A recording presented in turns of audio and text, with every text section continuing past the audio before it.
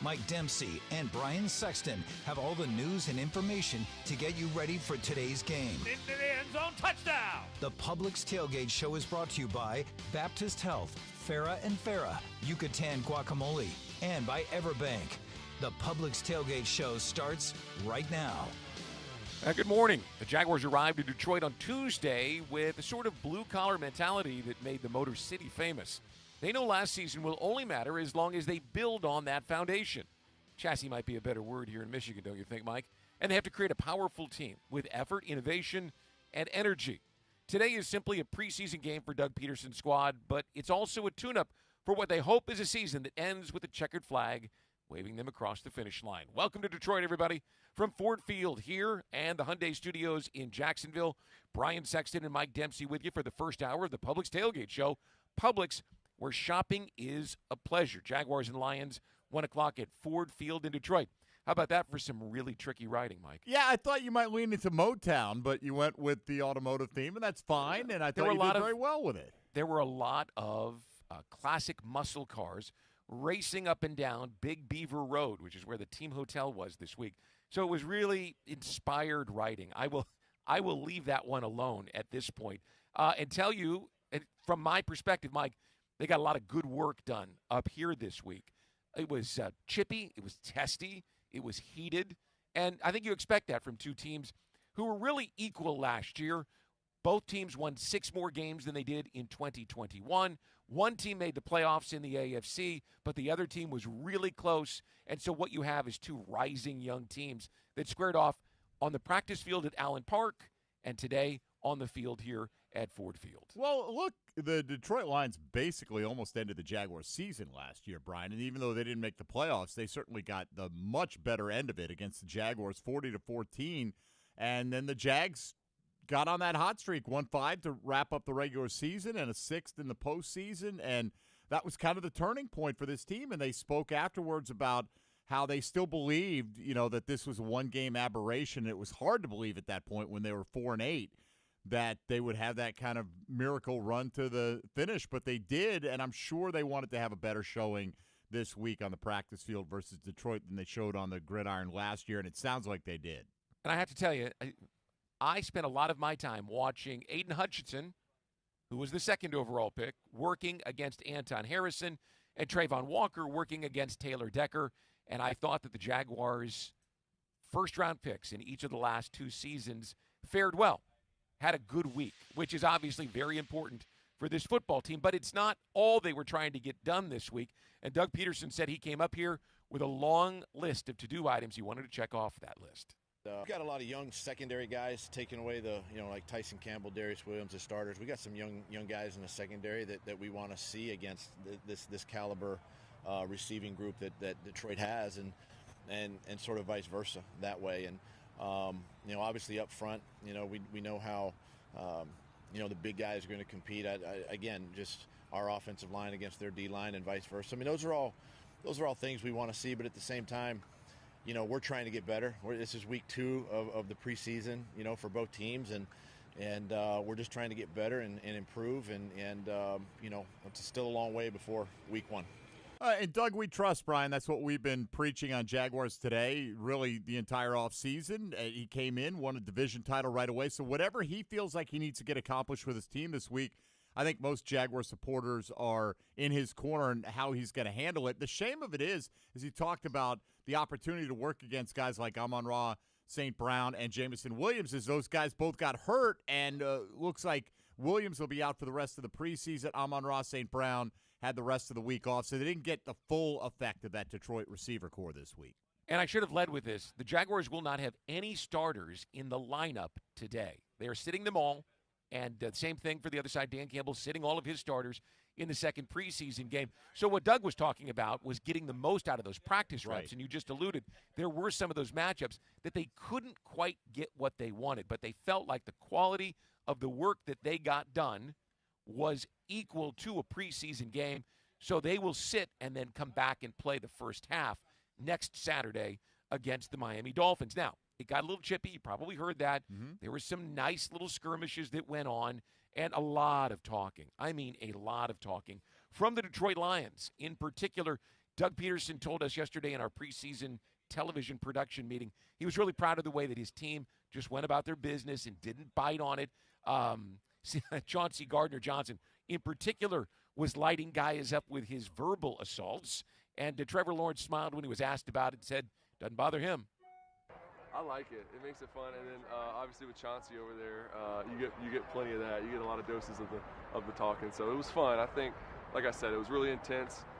Didn't really cross the line too many times. I think that's the big thing is you still want to protect each other. These aren't games. Everyone is trying to get to the fall where the games mean something, and I think that's the big thing to keep in mind is you want to be healthy. So I think we took care of each other. We got a lot of good work in, but the competitiveness was there, and I think that's the big thing. I love didn't cross the line too many times, right? And well, I think Trevor Lawrence is kind of low-key chippy in his own way, right? He doesn't go out there and boast and brag, but when enough is enough, we've seen it be a little demonstrative on the field. So I think he'll lean into that a little bit, and he's got the ultimate confidence. I think the big thing, Brian, is you can, let off a little steam. You're going against an opponent that you don't have to worry about for the long term, but let's not get it to a ridiculous level. Let's not take any swings at a guy in a helmet and break a finger or anything like that. Sounds like the Jags came through mostly unscathed this week. I seem to remember Trevor showing a little bit of motion at the end of that game in Nashville last year. Just a little bit, huh? Just a little bit.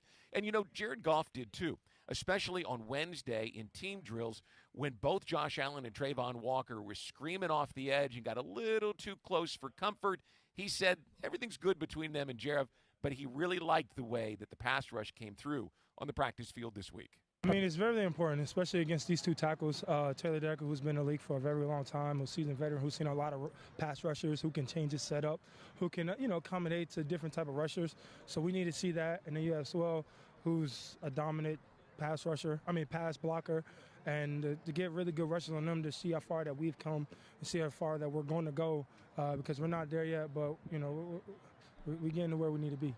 And we've heard, you mentioned Trayvon Walker had some good reps. Heard Josh Allen flashed a little bit as well. And that's what you want to hear. Detroit has one of the better offensive lines in the league. Some would argue it's a top 3 unit, certainly top 5. So it's good test there. And as you mentioned on the other side, you've got a couple of young tackles. Let's not forget Walker Little's a pretty young guy as well that got the opportunity to go up against Detroit's pass rushers. And it sounds like for the most part, as you're reporting and others have, that the Jags at least held their own, if not got the better of it. They were solid, and I think, 55-45, if I'm being judicious, maybe 60-40. Their guys got after it this week, and the Lions were playing a little bit of keep up. But again, when you're talking about joint practice sessions, beauty is in the eye of the beholder. Speaking of that, I know people are excited about Nathan Rourke and that touchdown last week. That's what happens with third quarterbacks behind third and fourth team offensive lines over the course of a preseason game. Guys have got to be dramatic. There was one the other night in the Browns-Eagles game. I seem to remember Gardner Minshew doing it in the third quarter, finding Raquel Armstead in Denver back in 2019. Those guys, they got to find a way to make things happen. Nothing against Rourke. He told me he spent most of last week in Dallas trying to adjust because the game is different than the game he played in the CFL. It's quite different, actually. The field is bigger. There's a little bit more speed initially, right? So there's more space, less man coverage. Red zone's different, so throws are all different. And I felt like I've had to take something off the ball here because everything feels a little bit closer, a little bit more touch, a little bit more finesse in this game. So just been transitioning to adjusting to that again. Got to take it easy on these NFL guys, Brian. Because, but look, we've been talking about There's it all a little week. Minshew in that kid. There is, absolutely, there is. And how many preseason plays in Jaguars history really stand out in your mind, right?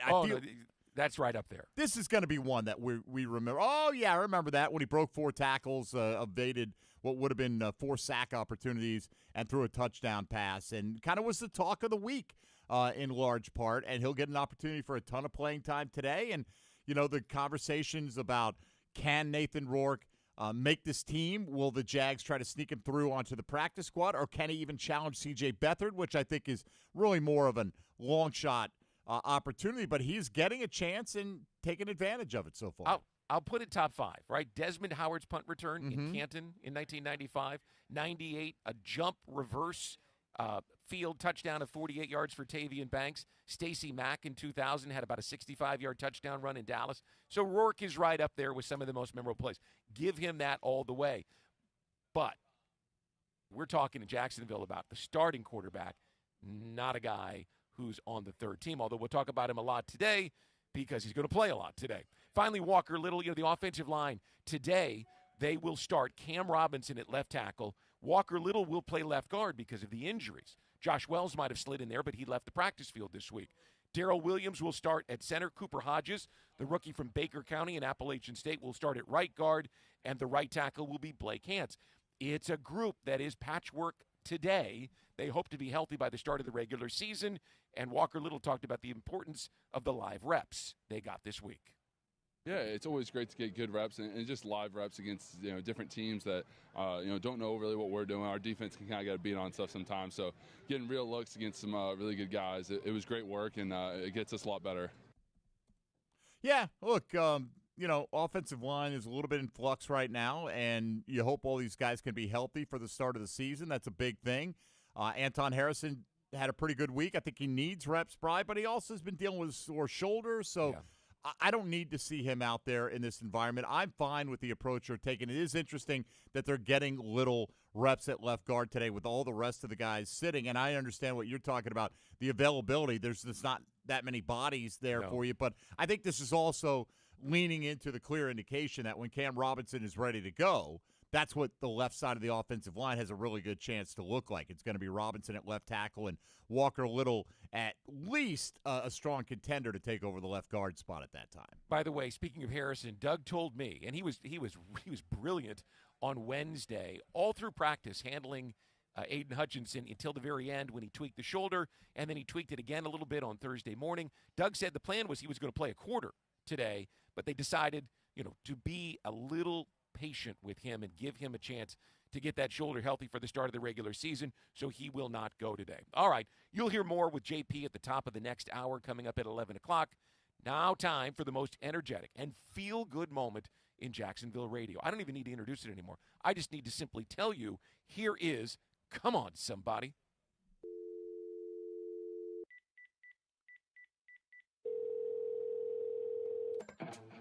I am back for another edition of Come On Somebody. This right here is preseason game number 2, and your boy E to the T is ready to get it on and popping as our Jacksonville Jaguars head up to the Motor City, to Motor Town, to Detroit. I, E to the T, is going to allow you, the wonderful people of Jacksonville, Florida, and all around the world, to express yourselves on all things Jacksonville Jaguars. Let's get this thing started.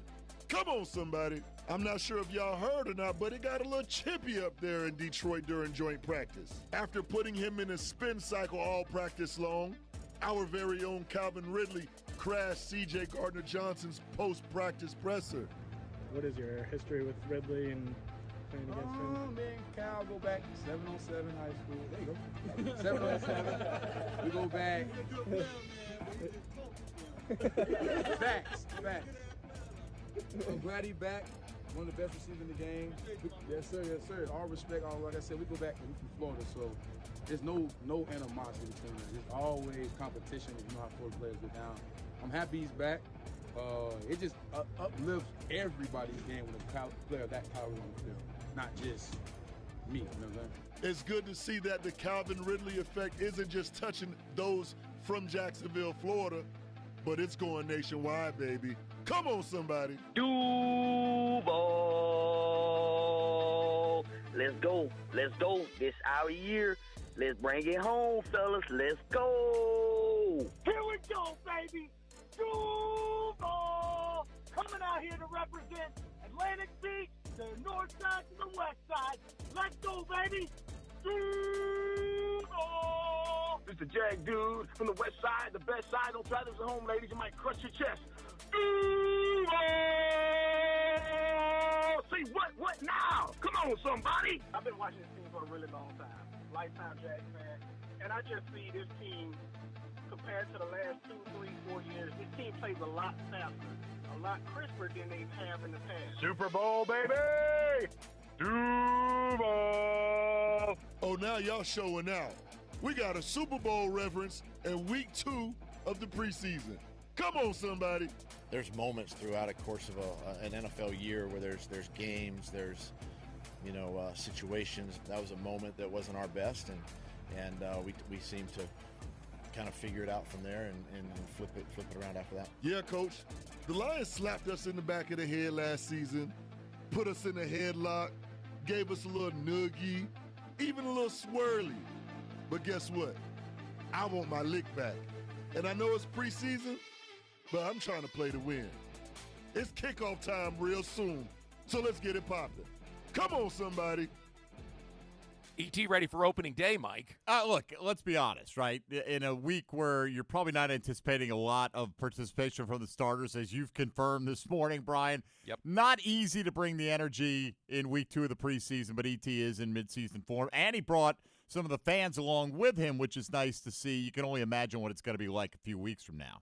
Can't wait. Couple of weeks, and the Jaguars will kick things off in Indianapolis. But between now and then, we've got a game against the Lions here today, next Saturday night against the Dolphins. So plenty of time to get up and ready to go. Up next on the Publix Tailgate Show.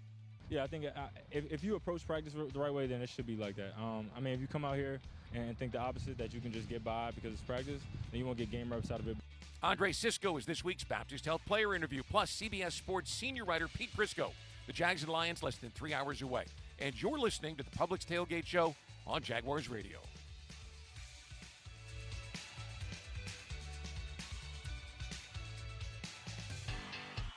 As the official supermarket of the Jacksonville Jaguars, Publix is helping fans gear up for game day with the limited-time Jaguars sub. Piled high with hot deli chicken tenders, boar's head bacon, cheddar cheese, coleslaw, and barbecue mayonnaise on a white sub roll. The Jaguar sub is an easy, delicious meal for any fan. Make it an ultimate game day by ordering the Jaguar sub online for in-store pickup. Publix, where shopping is a pleasure. Want to make sure he gets to the game on time? Tommy, your uniform is ready. Let's go! Install a natural gas dryer, and you're guaranteed faster drying times and softer laundry. And now you can earn a valuable cash rebate up to $200 on an energy-efficient natural gas dryer. Show your home love with natural gas, and it loves you right back. To learn more and how to qualify, visit peoplesgas.com/rebates. The creamiest, dreamiest, soft ice cream you get from Mr. Softy. For a refreshing delight supreme, look for Mr. Softy. The milkshakes and the sundaes and the cones are such a treat. Look out for the ice cream stand, enjoy it from your seat. The creamiest, dreamiest, soft ice cream you get from Mr. Softy. For a refreshing delight supreme, look for Mr. Softy. S-O-F-T-E-E, Mr. Softy. Hello, I'm Dan Fields. If you're in the market for a full-size 8-passenger SUV, look no further than the Defender 130. And with the Defender 90, the 110, and this 130, there's luxury in the right size for everyone. Right, Sammy? Plus, when you buy or lease from Land Rover Jacksonville, you'll become a member of the Fields Amenities Program with complimentary loaners, car washes, our cafe, and much more, all at no charge. It's storm season, and JEA is committed to keeping you informed. In the event of a storm, we'll text and email you about the status of your services. We use Facebook and Twitter to post real-time updates. Our live outage map on JEA.com lets you track restoration progress. And as crews work to restore services, our storm outreach team will be in local neighborhoods to answer your questions. Because as your community-owned utility, JEA is here to keep you safe and connected. Your community, your utility. You've been putting back a few, and a few becomes a few too many. For a moment, you think of calling for a ride, but nah, you live nearby. What's the worst that could happen? You get pulled over, your insurance goes up, you lose your license, you total your car, you kill someone. The results of driving drunk are tragic. That's why law enforcement is out there looking for impaired drivers to save lives. So if you think you're okay to drive after a few drinks, think again. Drive sober or get pulled over. Paid for by FDOT.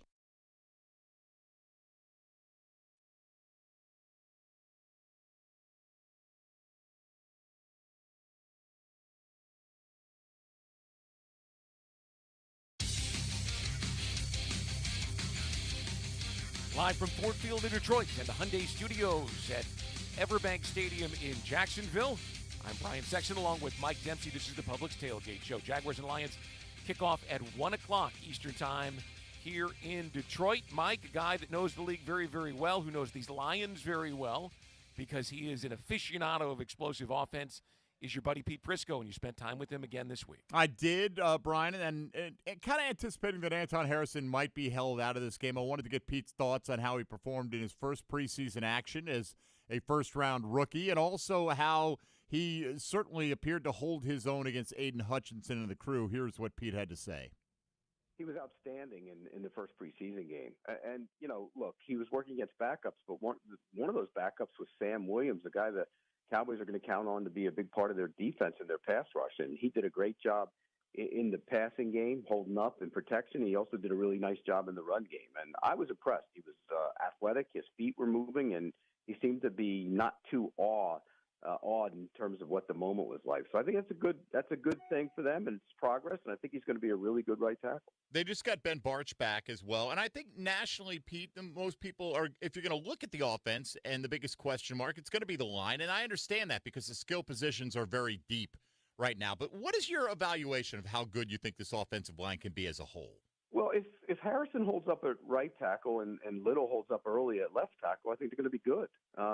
Remember the center, who, by the way, looked much better last week in the run game. That was a problem for him last year. He wasn't big enough as a rookie, and I think when you look at that, he's much, much stronger than he was a year ago. I think that's going to be a big help to the run game. I think, Sheriff being healthy, he played all year with a bad stomach muscle that required surgery after the season, and that showed up on a week-by-week basis. He probably should have sat out more games than he did. So I think when you look at that from that standpoint, I think the line will be better than most people perceive it to be on the outside.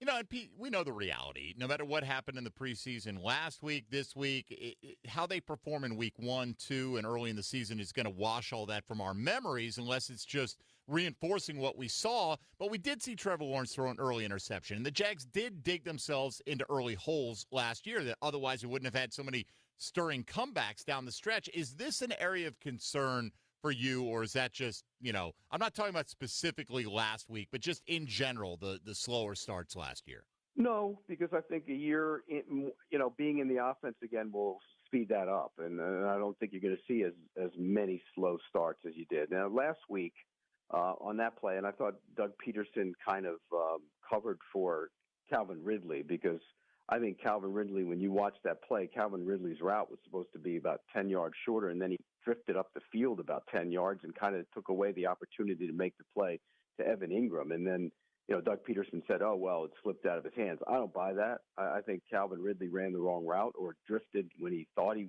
needed to drift, and he shouldn't have. So I'm not worried about slow starts. I think they'll be fine. It's just a matter of being comfortable in the offense. And, a year ago, a lot of the time, they were not comfortable in the offense.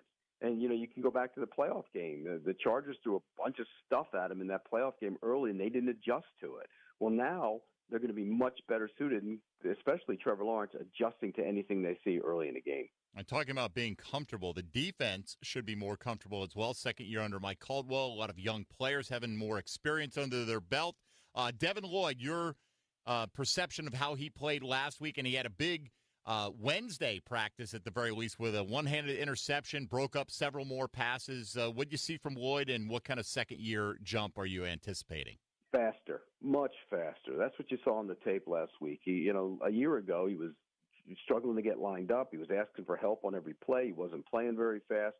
And last week, in the snaps he got, he was much faster, much more athletic. Actually took on the lead blocker in a run play and kind of blew him up a little bit, which is something you want to see, too. That's not the strength of his game, I don't think. It's more about his speed, his ability to cover and run. And last year, he was running to spots where he should have been running to. And I think he's much more comfortable. So you're going to see a much, much better player. All right, Pete, just give us a player you'll have your eye on. Maybe a guy who's either fighting for a roster spot or fighting for, significant playing time this year. Well, I think you got to look at that back-end wide receiver group. I think the number 6 wide receiver job is open. And, it's going to come down to probably special teams, but there's a lot of guys flashing. And I think when you look at that, this is the kind of game where you look and see who can step up a little bit more and who's going to be able to make some plays on special teams. That's one area. But here's something to keep an eye on, and I watched it last week. When they drafted Strange in the third round, was it second round, I looked at it and I said, boy, that's a little high for that guy. But when you watch him, he can block. And last year they couldn't get runs on the outside because they couldn't block. He was explosive blocking last week. So that's another thing I want to keep an eye on, his ability to help open up the run game. And a few guys that Pete Prisco will have his eye on this week. And nice to hear, from his observation, some of these young guys coming along. I think Devin Lloyd has been a guy we haven't talked enough about this offseason as, if he's over the mental aspect of the game slowing down for him, he's going to be able to react and just play his game a little bit more and flash some of that playmaking ability that he did this week in practice. He talked to me last week about how he was working to slow the game down. I mean, everything from mindfulness training to going to church with his teammates to just slowing life down a little bit and calming down and being very mindful of being calm, and it appears to have worked. I do want to offer some clarity real quick on what Pete was talking about, Mike, the receivers. So according to Doug Peterson from yesterday, Tim Jones, Kevin Austin, Seth Williams, and Jacob Harris, those four guys are competing for what he called the fifth wide receiver spot. He put Parker Washington at 6, roughly, okay? And he said the important part to watch is not the catches that these guys make, but 5 receivers. The fifth receiver are guys who have to block the safety. So watch to see who does well in the run game today between Tim Jones, Kevin Austin, Seth Williams, and Jacob Harris. That'll go a long way. Yeah, and I think Parker Washington, just a final thought on that, his roster spot is secure, but his game day status probably is inactive as long as Jamal Agnew's healthy, and I think that's where you're going to see Parker Washington make the biggest contribution as the backup punt returner. 100%.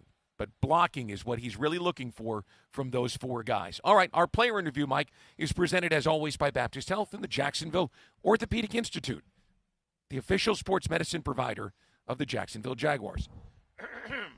Andre Sisco's a name to remember. As much as we talk about the second-year players, Walker, Lloyd, Muma, we should be talking about Sisco. Remember, he was the villain at Arrowhead Stadium last season, but that day he showcased some super safety skills. And for the remainder of 2022, the third-year player who's now in his second season as the starter was a guy that had to be reckoned with. Offensive coordinators have to know where number 5 is, and number 5 knows he has to take his game up a level also, beginning this week with a couple of joint practice sessions against the Lions. I mean, it's important. I think it's huge. Going against Trevor every day is good enough, in all honesty, but switching it up and getting different looks. And then, a team that's really trying to beat you, essentially, in practice. I think it's a good competitive environment, but on top of that, you kind of see some weaknesses that you can get to see against the same offenses you see every day. You guys aren't going to play a whole lot, the starters, in this game, if at all. So how valuable in that sense was it to get these kinds of reps? Do they equal game reps for you? Yeah, I think if you approach practice the right way, then it should be like that. If you come out here and think the opposite, that you can just get by because it's practice, then you won't get game reps out of it. But, they do this for that reason, so that the coaches get a feel for calling the game and we get a feel for what the environment's going to feel like going against other competition and doing it fast. Can you tell me quickly about this defense overall? I mean, last year you took a step at the end of the year. Clearly you guys have talent. What's the next step for this defense? I think just knowing who we are, playing to our standard at all times, and really just taking that next step and knowing our defense. Like last year was our first time doing it. Now we kind of know what calls to expect, when to expect them, and then just do it at full speed. So some of the guys that you consider young last year, second year in the defense, kind of no excuses. You got a lot of young guys in the room. Any of them impressing you in the backfield? Yeah, I love them all, honestly. They all really got something special about them. It's hard coming in and getting acclimated right away. Being 3 years in, I've kind of seen the ups and downs of that. And for them, I think they've done a good job just, being professional, essentially. Finally, strange to be asked about young guys when you're essentially still a young guy yourself? I don't feel young anymore. I look back to where I was 3 years ago and where I'm at now, and it feels like a lifetime ago. But, yeah, it is crazy. I also have to ask you real quick about your offseason. I heard you were involved in a lot of different things this offseason, learning different things. Tell me about your offseason. I think really just enjoying the fruits of my labor and for me, I've always been a little bit more than a football player. So when you got free time, you got time to train in the morning and have fun at night. So I try to, mix it and do different things and just get my creative side out. Anything in particular? I did. A lot of people heard about the comedy show that I pulled up to. But I do music on the side, and I just try to get into entrepreneurship and just learn a bunch of different things. Mike, go ahead. I was just going to say, he looked good this week. Physically, he looked good and he looked comfortable back there in the secondary. Well, look, speaking of looking good, I mean, the part about training in the morning, we've all seen what Andre Cisco looks like this year. Yeah. He has not skipped any time in the gym, so let's hope that translates to, more physical presence to go along with some playmaking skill. One guy who they'd hoped to have on the field today is a promising young safety, and he named him after we walked away, Antonio Johnson, who has the hamstring and is likely to be down for a couple weeks. That's the way those go. But to have a guy in front of him in Andre Cisco to learn from, to model after, should go a long way towards helping Antonio Johnson. You'd certainly think so, right? And he's flashed some playmaking ability himself. It's hard to imagine him carving out any kind of a starting role this year, but he's versatile. He can contribute on special teams, and I've been impressed with his coverage ability down the field. He's such a long athlete. Yeah. He's tall with the long limbs that he really can cover a lot of ground and has great makeup speed as well. All right, Mike. Well, coming up in about 15 minutes, Hall of Famer Tony Baselli and Jeff Loggeman join us in the booth. But next, Yeah, I think it comes down to it really helps the communication out there with these guys, and that's important. Obviously, again, that helps that that pre-snap phase and that first second or two of every down. outside linebackers coach Bill Shuey talks about the Jags pass rush. The Jaguars and Lions at 1 o'clock in week 2 of the preseason. You're listening to the Publix Tailgate Show on Jaguars Radio.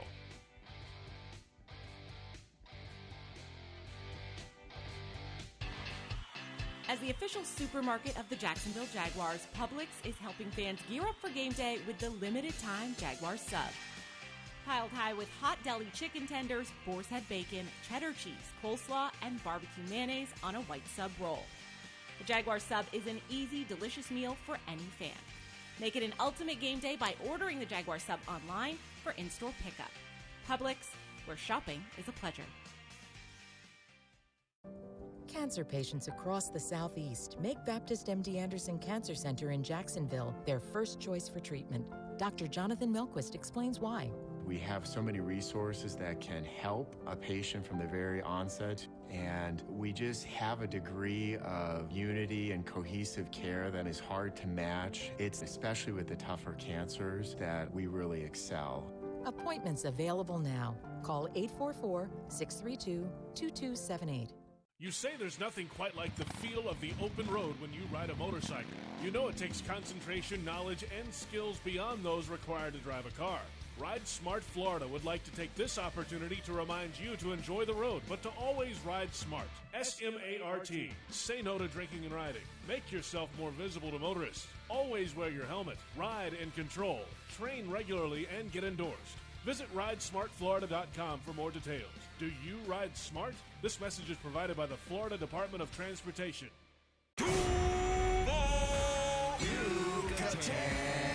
Everyone wins when two great traditions team up. Yucatan Guacamole is a proud partner of the Jacksonville Jaguars. Our authentic guacamole recipe starts with hand-scooped avocados and ends up in your hands fresh and ready to enjoy. Grab some on game day at the Yucatan Cantina or Yucatan nacho carts around the stadium or at local retail stores. Sack your snack game with Yucatan Guacamole.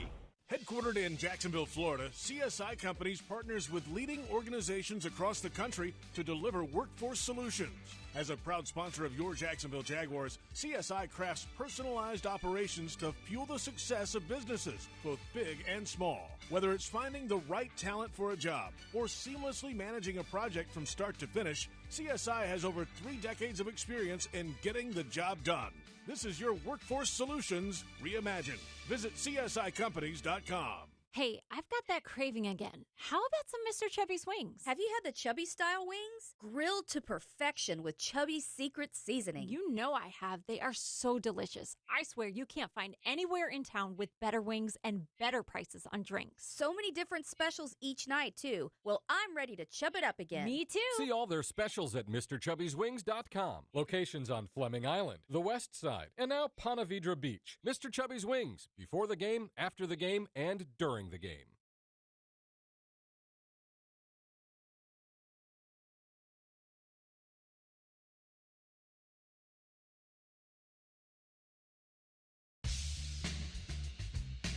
And welcome back to Ford Field here on the Publix Tailgate Show. Publix, where shopping is a pleasure.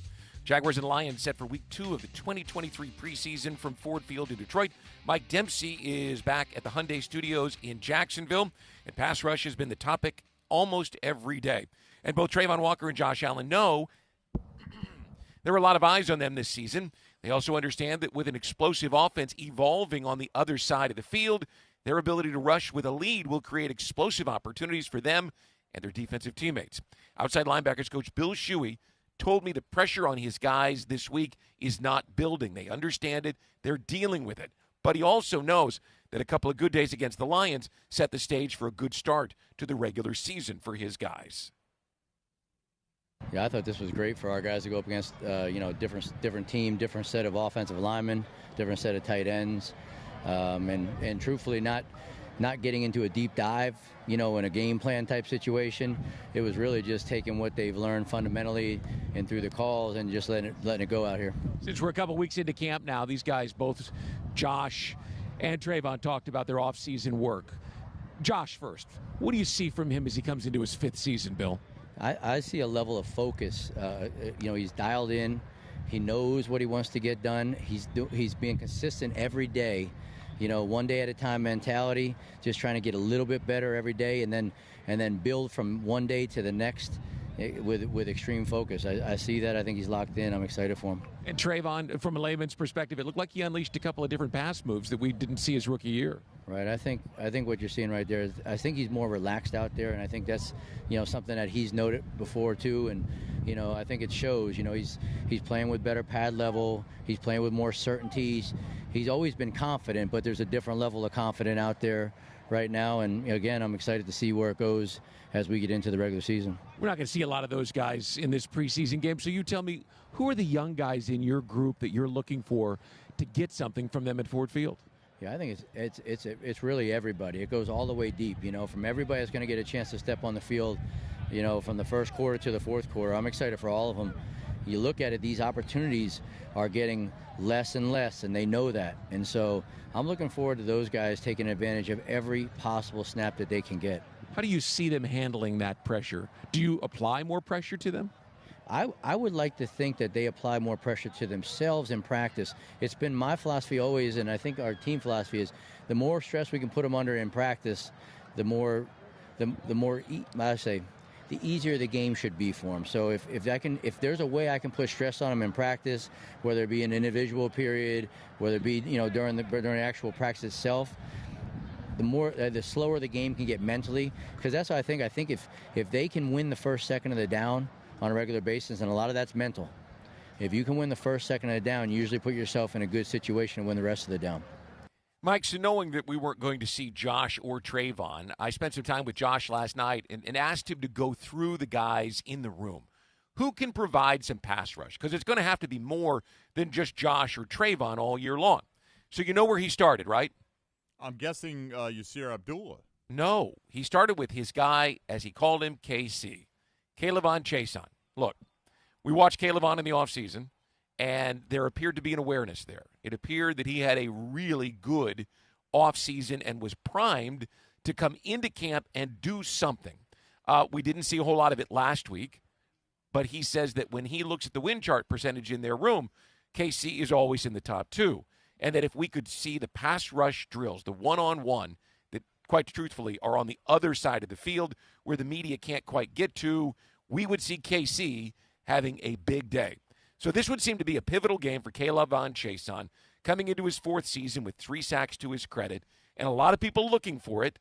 Today he's going to play a lot. Time to put up. Yeah, well, it is time to put up, and that's the thing, Brian. I mean, you can win all the reps in the offseason that you have, but Kayvon Chason has provided 1 sack total each of the first 3 years he's been in the National Football League. So, no matter how good he looks, he's got to translate that to production on Sundays this year. The next guy he went to was Willie Taylor, young man, undrafted rookie free agent from Washington State, who neither one of us, frankly, we know that much about, right? Except he's got length. He's 6'4", he's 245 pounds. Also, Jordan Smith, who last week had a sack and a tackle in the backfield against the Cowboys. Here's a guy who came in 2 years ago, obviously was a project, spent last season on injured reserve, but he's got the measurables to be a guy that can give them something. Yeah, look, they've got some intriguing prospects, but basically unproven. And that includes Abdullah, who I mentioned as a fifth-round pick, although he flashed last week with a sack when he was a bit of a surprise that he was on the field after being in the concussion protocol just 2 days prior, so it couldn't have been that serious. So, look, they're banking on one or two of these guys hitting this year, Brian, and despite the fact they brought in a guy like Jadeveon Clowney this week, I think they're still sniffing around that veteran market, but they have been preaching that they think they've got some untapped potential on this roster. We got to hope that they're right. Now, going to get three guys that Josh pointed out would make a huge difference in the pass rush, and all three of them have flashed really, really since training camp began, and that is Roy Robertson-Harris, who looked unblockable at times this week against the Lions. In fact, he said he hadn't seen anybody block him yet. Devon Hamilton was powerful up the middle last week against the Cowboys. And Foley Fatukasi, who now is dealing with a heel issue, and we won't see him again until the start of the regular season, provided he's ready to go. Those three guys pushing the pocket, making the quarterback uncomfortable, should create more opportunities for Josh and Trayvon to be able to get the quarterback. Yeah, Roy got the great play down the stretch last year, and then they got the contract renegotiated and kind of redone, so he's going to be around for a while. Devon Hamilton got the extension as well that I think could turn out to be a bargain when you look at the defensive tackle market on the top end. But Foley Fatukasi is the interesting one here, Brian, because he was the guy they said last year was their top defensive player in free agency, their top priority, and really never had a chance to be himself as he got hurt in the preseason last year. He's been having an excellent offseason so far. You have to hope that this heel injury isn't something that kind of puts him in the same position he was last year. Anybody that you talk to around the Jaguars talks about how powerful he has looked and how important he is to what they want to do on defense this year. Again, talking to him off the field, says he'll be fine and ready to go. Hopefully that's the case for opening day in Indianapolis. One more thing. This is an important year for Josh Allen. He's playing on the fifth-year deal. Last year, he was near the top of the league in quarterback hurries, pass rush pressures. But he didn't get home, only 7 sacks. So I asked him, what's the difference that this year gets you over the top and get you the 10, 12 sacks that you want for the big contract to stay? And he said, simply, don't waste the layups. There were so many times that he felt like if he had just lifted his arm or tucked his shoulder and taken the easy route instead of trying to knock the ball up into the air or create a takeaway, but just go get the guy on the ground, his sack total would have been higher. He's focusing on finishing. Well, let's hope he does, right? And, look, I have a feeling Josh Allen's going to get paid a lot by somebody next year, regardless. Whether, even if he has another 7-8 type sack season, you look at what Marcus Davenport signed for 1 year with Minnesota. He had 1 sack last year. He flashed 2 years ago. He got $13 million coming off a 1 sack season. Josh Allen's going to get paid. The question is he going to get blockbuster money if he goes out there and puts up that 12-plus sack year this year? Jaguars only put up 35 sacks last year. 35, half the number of the Philadelphia Eagles. But they were near the top of the league, third most pass rush pressures on the quarterback. So finishing has been a key word throughout the course of training camp. We'll see if some of these young guys can get out here and finish the job today. A big storyline, one that we have followed. All right, folks, if you're looking for the MVP of the truck game, look no further than Ford F-150. Loaded with impressive capability and designed to dominate work, play, and everything in between. The Ford F-150 makes tough look easy. Your local Ford dealer is a proud partner of the Jacksonville Jaguars. At 11 o'clock, hour 2 of the Publix Tailgate Show comes up with J.P. Shadrick. But before we get to the second hour, Jeff Lageman and Hall of Famer Tony Baselli join us from the booth. The Jaguars and Lions kick off in just over 2 hours in preseason week 2.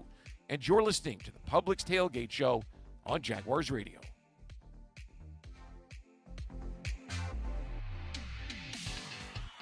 As the official supermarket of the Jacksonville Jaguars, Publix is helping fans gear up for game day with the limited-time Jaguars sub. Piled high with hot deli chicken tenders, boar's head bacon, cheddar cheese, coleslaw, and barbecue mayonnaise on a white sub roll. The Jaguars sub is an easy, delicious meal for any fan. Make it an ultimate game day by ordering the Jaguars sub online for in-store pickup. Publix, where shopping is a pleasure. You've been putting back a few. And a few becomes a few too many. For a moment, you think of calling for a ride, but nah, you live nearby. What's the worst that could happen? You get pulled over. Your insurance goes up. You lose your license. You total your car. You kill someone. The results of driving drunk are tragic. That's why law enforcement is out there looking for impaired drivers to save lives. So if you think you're okay to drive after a few drinks, think again. Drive sober or get pulled over. Paid for by FDOT. It's storm season, and JEA is committed to keeping you informed. In the event of a storm, we'll text and email you about the status of your services. We use Facebook and Twitter to post real-time updates. Our live outage map on JEA.com lets you track restoration progress. And as crews work to restore services, our storm outreach team will be in local neighborhoods to answer your questions. Because as your community-owned utility, JEA is here to keep you safe and connected. Your community, your utility. What makes that famous call Dinner's ready! even better? It's cooking a great meal with natural gas, enjoying faster cooking times and precise temperature control. And now getting a valuable cash rebate up to $300 when you install an energy-efficient natural gas range or cooktop. Anyone want seconds? When you show your home love with natural gas, it loves you right back. To learn more and how to qualify, visit peoplesgas.com/rebates. Tackle your marketing needs with Kessler Creative. Providing direct mail services for more than a decade, Kessler has a wide range of services from small mailers to large banners and signs. Draft Kessler as your first pick to receive the best targeted mail list. Elevate your business and be on the winning team with Kessler Creative. Kessler Creative, results-driven marketing and proud partner of your Jacksonville Jaguars. Touchdown at Jaguars away games when you fly nonstop from Jacksonville International Airport. Join the Jaguars in New Orleans and Pittsburgh. Watch them win in Houston and Nashville. All the other Jaguars games are just one short connection away. And if airport parking has you stressed, be sure to visit the Jax Airport website before traveling to the terminal. On it, you'll find information about the status of on-airport parking in real time. See if your favorite areas are available or if you need to call an audible. Visit flyjax.com for more information.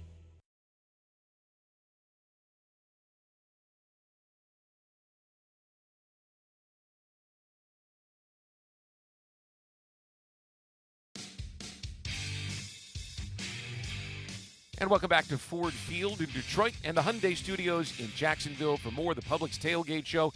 Kickoff comes your way at 1 o'clock. If you're a Jags fan who's always on the move, we've got the perfect plan for you. With a bundle at the bank, you can purchase tickets to 3 or more games starting at just $58 per game. Get the flexibility you want for your time this fall. Visit jaguars.com/tickets or call 904-633-2000. And now, time for First Rounds on Us.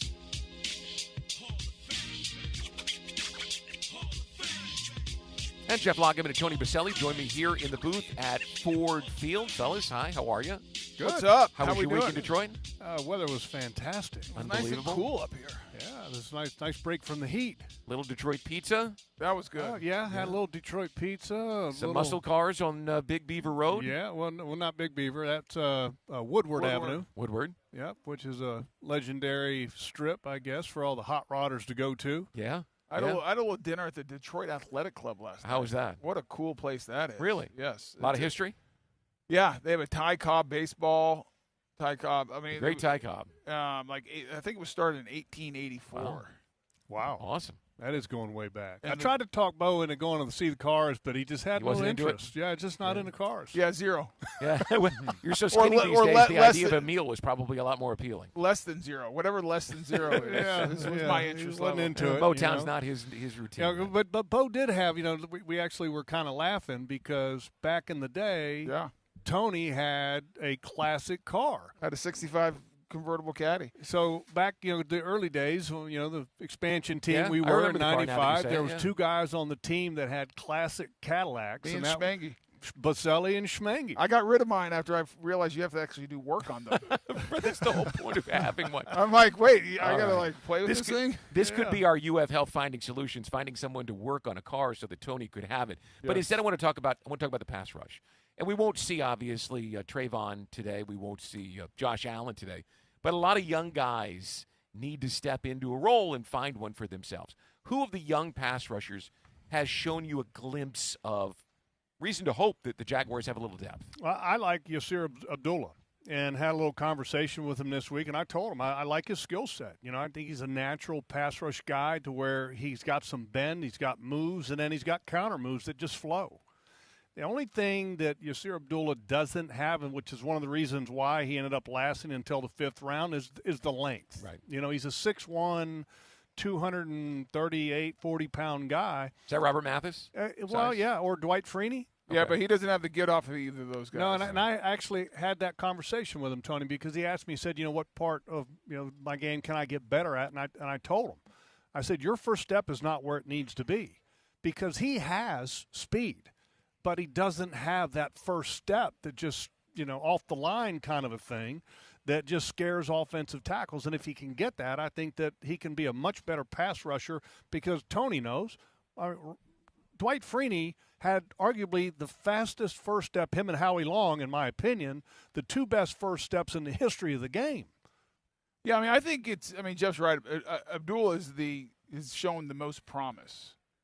I know I heard you and Mike talking about Chason, and I know they're feeling like he's progressing. I haven't seen it on the practice field. Yeah, it better happen today. Yeah, and I didn't see it last week in the Dallas game. I think the biggest question mark is because obviously Josh and Trayvon are your two starters. Last year we had Arden Key and Dwan Smoot, and so you had a rotation where the guys could be fresh in the fourth quarter. Where's the depth, and what's that rotation look like this year? And I think this game and second half of next week is going to go a long way of figuring out, who are those backups that are going to rotate in and give Josh and Trayvon a break. Could it be Jadeveon Clowney? No, he got signed with the Ravens yesterday. He did. Yes. And Robert Quinn was arrested for assault. So he's off the table now, too. No. So the list is evaporating, which is why we're so focused on these guys today. Those are UF Health finding solutions, delivering compassionate care and world-class outcomes. That's our game plan. Mike, jump in here. Yeah, Robert Quinn may have taken himself out of the league entirely. He's got a bevy of charges facing him right now. But, guys, by the way, I agree with you, Tony. A lot of unproven depth here that the Jags are banking on. Let's hope it shows up today. But let's flip it around to the Jags' protection against the pass rush. The one starter who will play, although not in the spot who is going to where he's going to open the season, is Walker Little, going to get some reps at left guard. I'm curious to find out what you guys thought of his play last week. I thought it was average. I thought he had a really good camp going into the first preseason game. He looked really good, and I thought he was just okay. In the Dallas game. Now, is that overly concerning? I don't think so. He played so well at the end of last year. He's had a good camp. So, first preseason game, let's not jump to any conclusions. But, Mike, I think the interesting part is what you brought up. We're not going to see him at left tackle today. They are going to go roll out there with Cam Robinson and Walker Little in preparation for Week 5 and see how that looks. Right. And this is going to be the first time that I know of in the history of Walker Little's life that he is going to play an NFL game at left guard. He's done it in practice, but that's did completely you ever different. do left guard? Just give I never people an played idea. guard. Is it hard to go from left tackle to left guard? I have no idea. I've never played guard in my entire life. You think you could have done it? Yeah, I could have figured it John out. Ogden did it. Remember his rookie season in '96 because Yeah, Tony but he Jones had was reps a left at tackle. it. Yeah. Well, he had reps at it, and he had Tony Jones, an all-pro left tackle, next to him. Yeah, right. Pretty good way to start. Pretty good way to start. Do I think I could have done it? Yeah. Would I want to have done it? No. Yeah. Why? Because one of the things that I felt helped me, I was good in space. And I was good in, being athletic and playing against athletic guys. And I think as guard, that's taken away a little bit. Because everything happens much quicker. Right. Now, the easier part about guard is you have bumpers on both sides. And so you're not just sitting there on an island with a three-way go all the time. Speaking of that, we have 2 minutes left. Cooper Hodges gets the start at right guard today. He's a promising prospected guard, but he played right tackle in high school and at Appalachian State. He moves inside today, too. So you got two guys who are – Yeah, but Hodges has been doing it all camp, so that's different. Okay. He's got a ton of reps. He did it last week in the game. That's his position in the NFL. He's not a tackle. He doesn't have the length to be a tackle.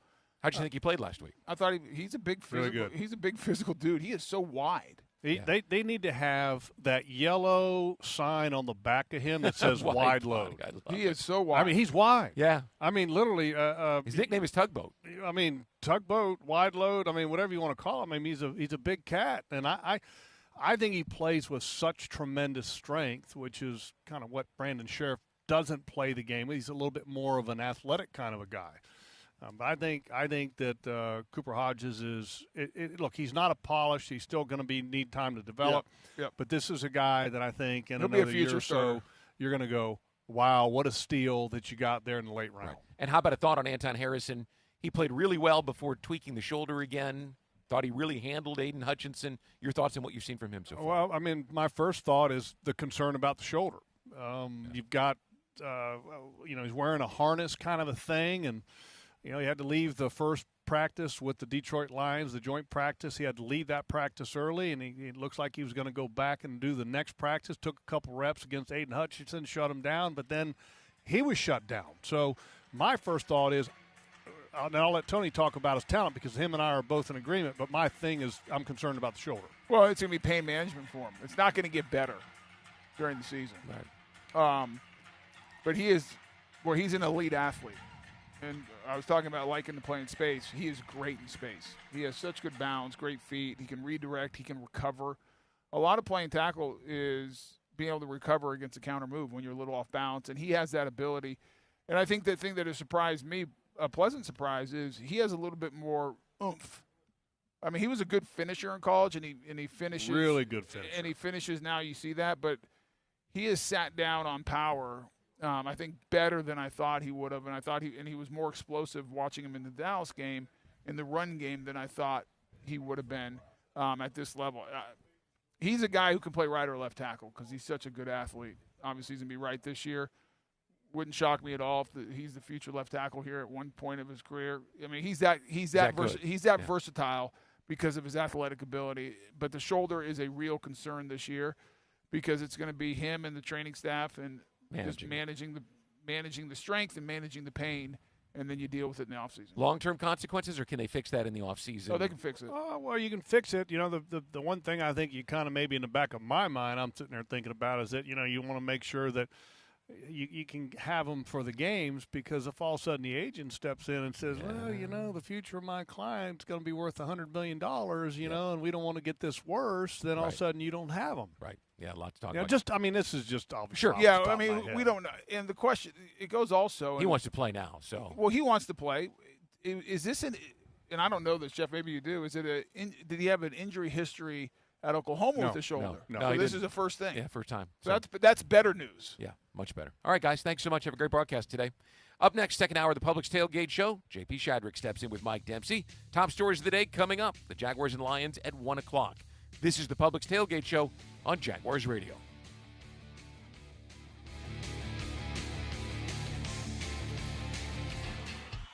As the official supermarket of the Jacksonville Jaguars, Publix is helping fans gear up for game day with the limited-time Jaguars sub.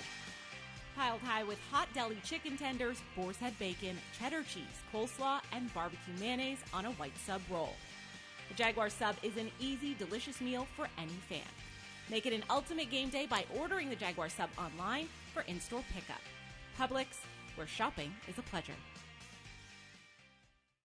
Football and Miller Lite. Duval's greatest pairing. Can cracks and kickoff. Tailgates going well past postgame. Sunday night overtime. Followed by Monday morning pride. Knocking on bar tops for luck. Kicking back on any given Sunday. You never forget the way some things taste. Jags football tastes like Miller time. Celebrate responsibly. 2023 Miller Brewing Company, Milwaukee, Wisconsin. Hi, Jags fans. Andre Cisco here, safety of the Jacksonville Jaguars. This season, I've partnered up with Lou Ray Peanut Company to serve a greater mission for the Jacksonville community with the Peanut Pickoff. Here's the deal. Every time the Jags make a pick, Lou Ray is going to donate to youth football initiatives in and around the Jacksonville area. On top of that, the Jaguars Foundation will match every dollar. With each interception, our team inches closer to that W, and our kids get to train for a brighter future. Remember, it was always the Jags. Duval! Maximize your energy savings with a new energy-efficient heating and cooling system from Florida Home Air Conditioning today. Get up to $1,750 back and a free Nest thermostat when Florida Home buys back your old inefficient HVAC system. Expert technicians and flexible payment options are great reasons to call Florida Home today. Florida Home Air Conditioning, the official air conditioning partner of the Jacksonville Jaguars. Visit FloridaHomeAC.com for details, terms, and conditions. License number CMC 1250399, CFC 1430664, EC 130-08557. FloridaHomeAC.com.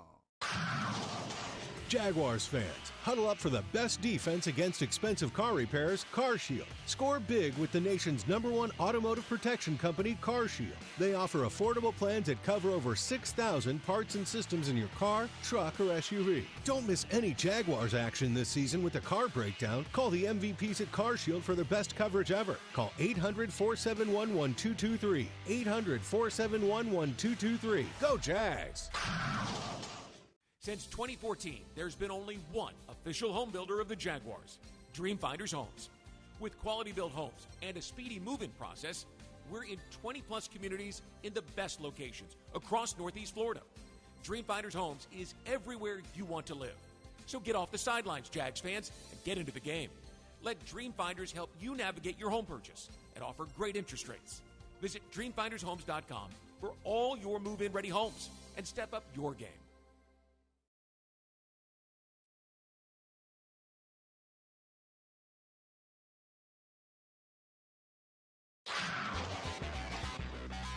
The Publix Tailgate Show continues right now. It's hour 2 of the Publix Tailgate Show. Publix, where shopping is a pleasure. 2 hours away from preseason week number 2. The Jacksonville Jaguars and the Detroit Lions coming up 1 o'clock Eastern. Ford Field, Detroit, the site. JP Shadrick with Mike Dempsey in the Hyundai Studios in Jacksonville. No starters today for the Jags. We'll see what happens next week. They got work on the field at Allen Park Wednesday and Thursday, and they've got to figure out some of these roster battles. This is a big week for some of those guys trying to make the 53. No doubt, and I think this is what a lot of people anticipated, JP. I mean, with the joint practices, could you get enough work done? Do you want to protect your guys? Plus, Detroit announcing early in the week that they're not going to play any starters, so what kind of quality reps are you going to get? You probably felt like you got better work on Wednesday and Thursday than you would have gotten done today, but you're right. This is kind of the make the roster week for a lot of guys because next week, according to Brian Sexton, the Jags will play their starters maybe up to a half or who knows, maybe even into the third quarter, but it's going to be more about the tune-up for the regular season. Today's the day, it seems like, and certainly the remaining practices as well, that these guys that are on the roster bubble have a chance to improve their stock. Game day weather is brought to you by the St. Johns River Water Management District. Florida's water, it's worth saving. And here in Jacksonville, currently 88 degrees, a high of 93 today. Bright sunshine and not as hot as it's been the last couple of weeks. Still very warm. In Detroit, it was like 55 degrees the other morning when I woke up in Allen Park. A little different up there. Obviously, they're in the Dome in Ford Field today. Here are some of today's top stories, starting with Doug Peterson on the process of working with the Lions staff and head coach Dan Campbell to schedule the joint practices. We spoke when the preseason schedule came out. We both got on the phone, called each other, and expressed interest to do a joint practice. And obviously for us, getting out of Northeast Florida and 100-degree temperatures to come up here, and it's good for the team. But yeah, Dan and I, we spoke and had both agreed that we wanted to do this and kind of set the ground rules for the next couple of days. And we just want to get some good, solid work in and compete against each other.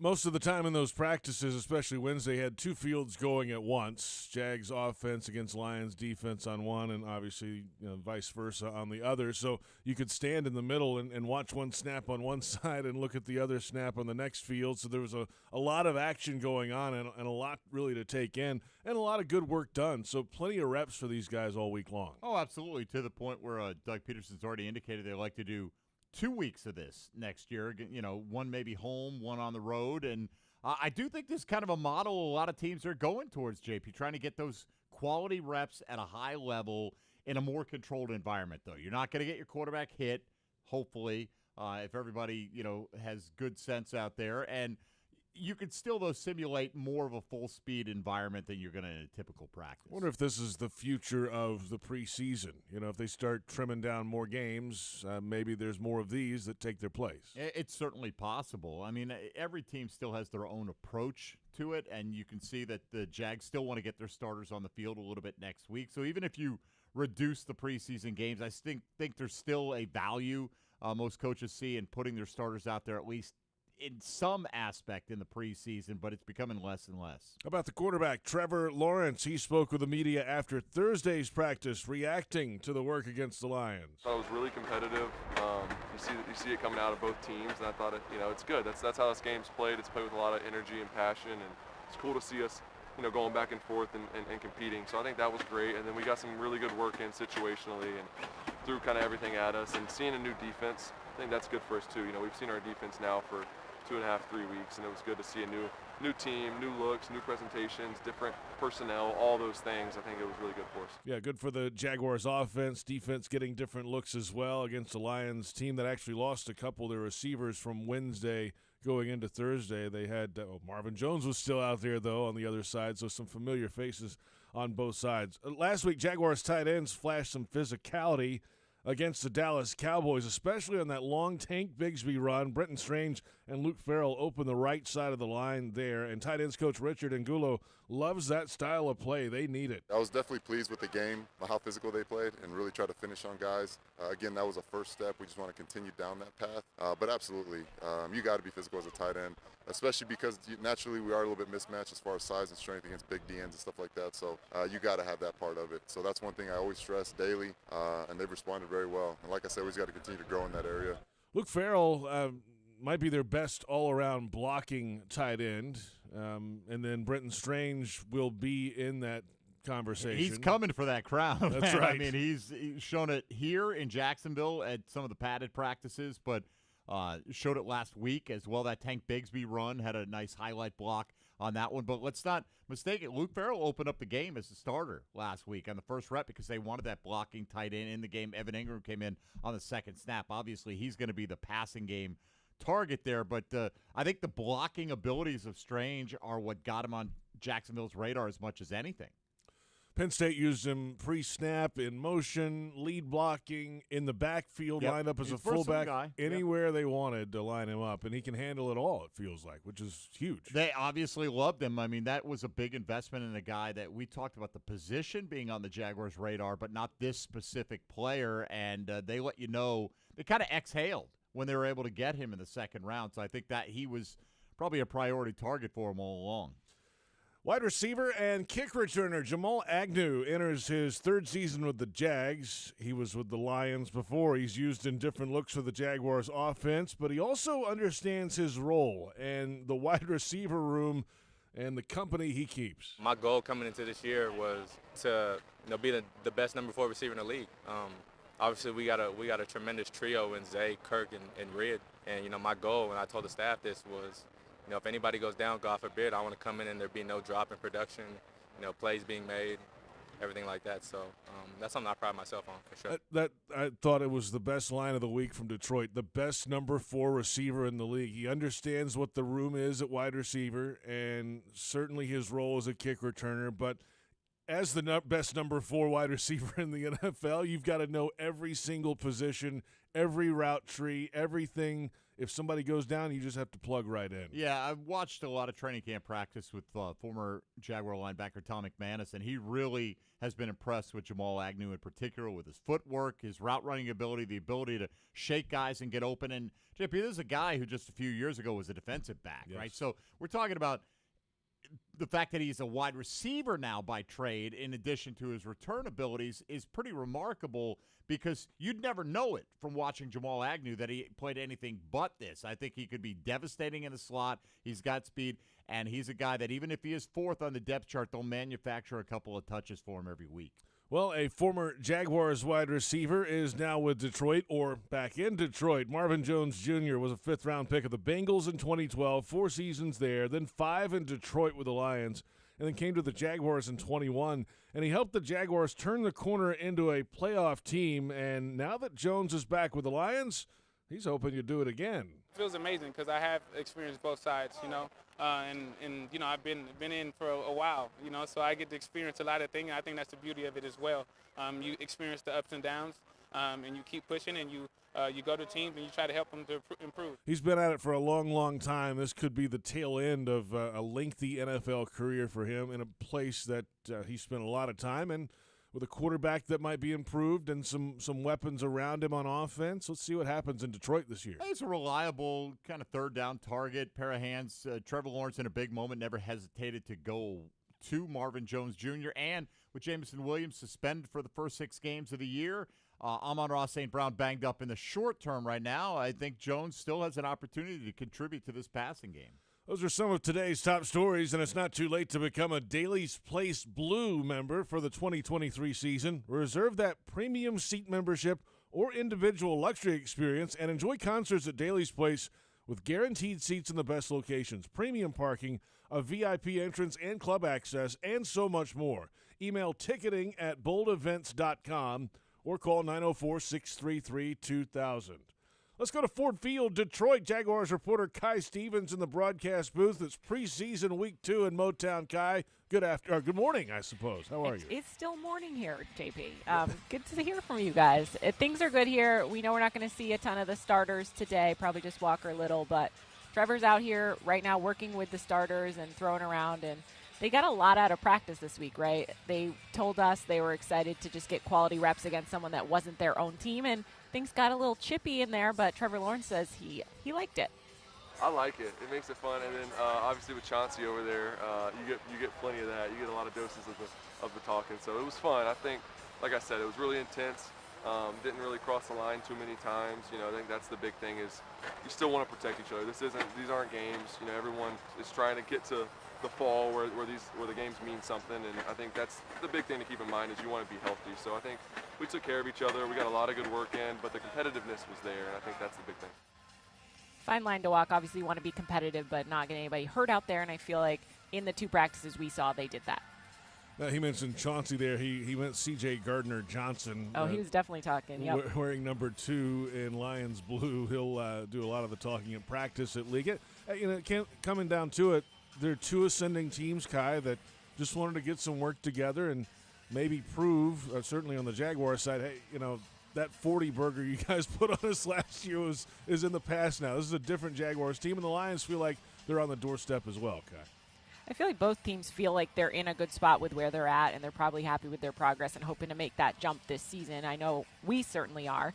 And it was nice to see them go up against another defense and be successful. We talk about this offense a lot, but to actually see them going up against somebody with all the starters, it's good to see.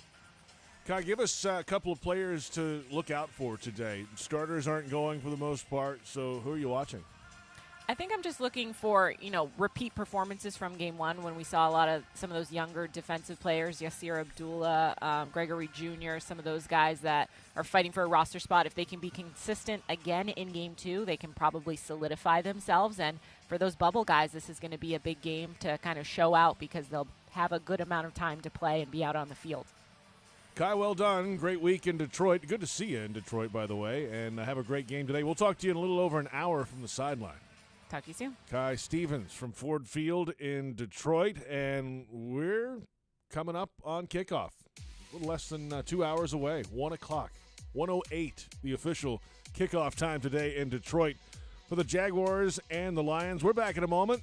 We'll hear the complete conversation with Jamal Agnew I had after practice this week in Detroit, the Jaguars wide receiver and kick returner. This is the Publix Tailgate Show on Jaguars Radio.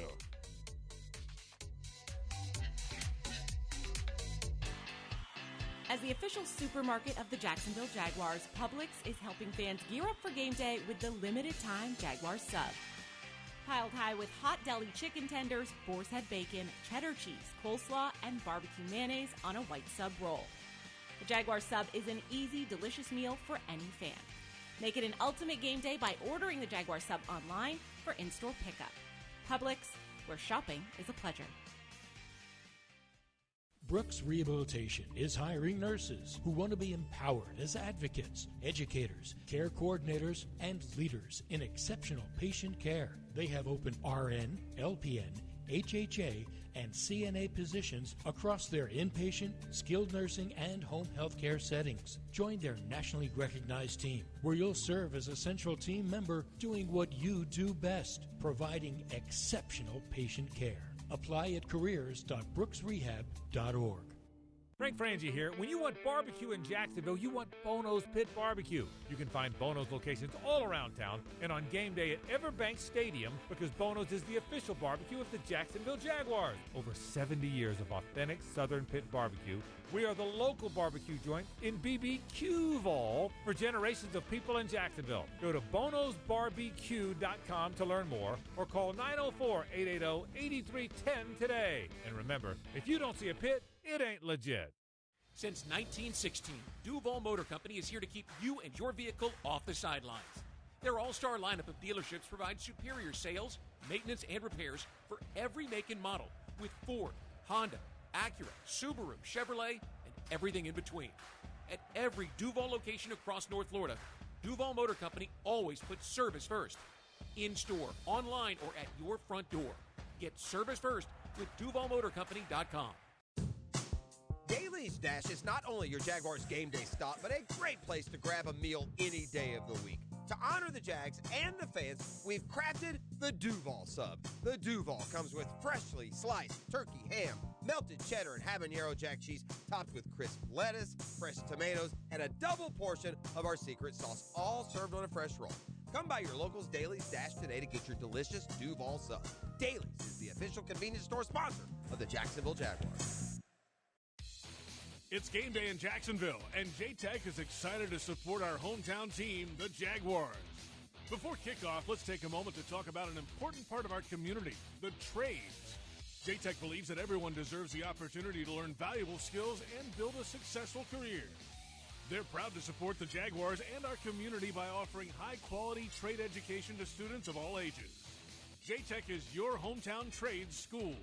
Learn more at jtech.org.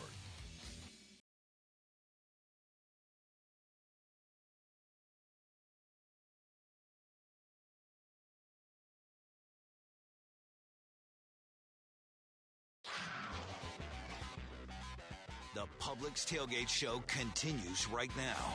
JP Shadrick with Mike Dempsey from the Hyundai Studios in Jacksonville. The Publix Tailgate Show continues 2 hours away, just inside of 2 hours from preseason week 2, the Jaguars and the Detroit Lions.